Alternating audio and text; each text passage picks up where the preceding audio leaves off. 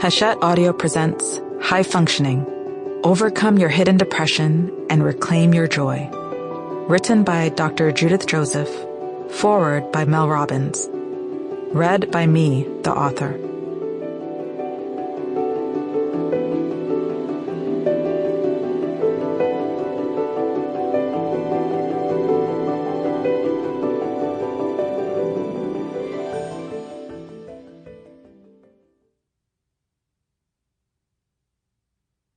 For Zara, my only child, and the reason that I want to make the world a better place.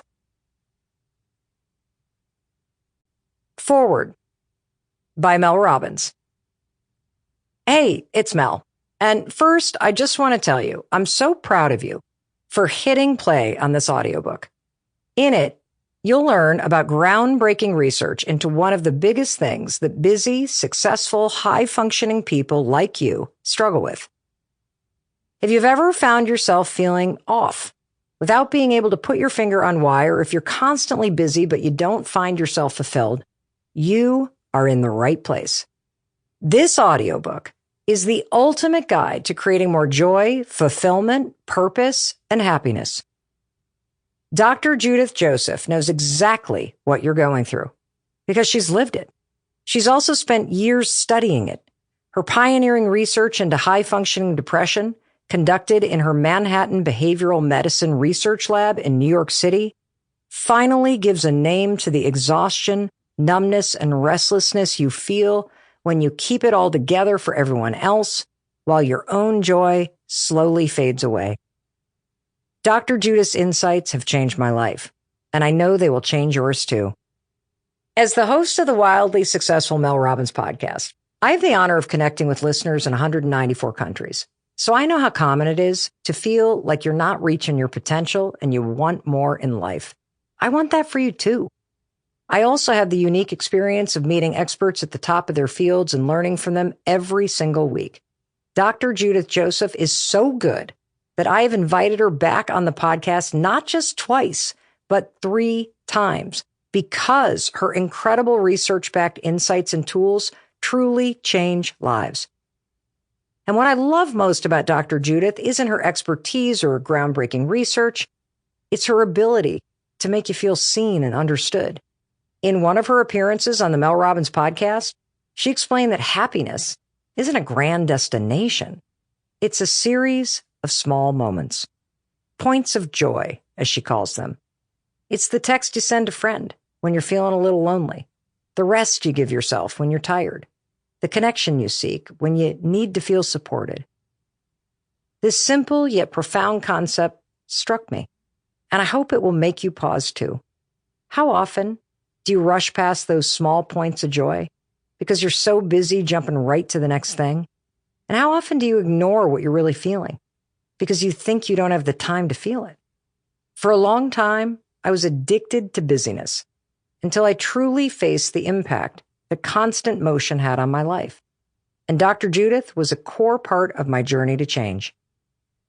If any of this resonates with you, you're about to feel something extraordinary as you listen to this book. Relief. Relief in understanding why you've been feeling the way you do, and relief in knowing you're not alone. Most important, you're about to learn that no matter how far away joy feels right now, it's not gone. It's waiting for you. See, this isn't just an audiobook. It's a roadmap back to yourself. And I can't wait for you to listen to it and experience all of Dr. Judith's research, insights, and tools. Introduction. Judith, is everything all right? My associate asked nervously. She had knocked on the door to my office and popped her head in to check on me.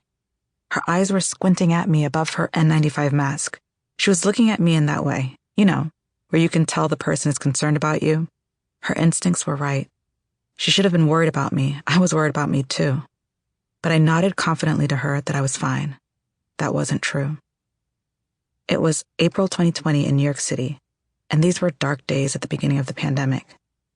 Days when you could walk through Times Square, one of the most bustling intersections on the planet, on your way to work and see only 2 or 3 other people.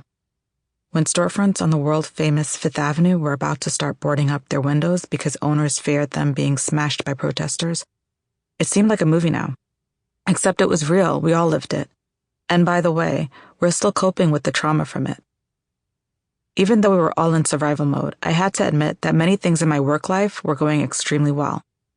Mine was the only doctor's office in my building that hadn't been shut down due to the pandemic, because my lab was working on important studies that the FDA wanted to move forward with. My media career had taken off because everyone wanted to talk about emotional well-being during the pandemic. I was at the point of turning down appearances.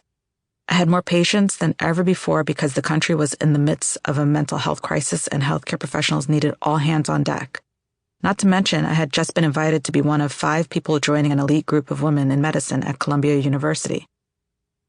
But with all of those accomplishments came a tidal wave of overwhelm. There was a day-in, day-out pressure that came with work. There was a perpetual responsibility to show up for everyone in my life. If you're reading this book, I know you can relate.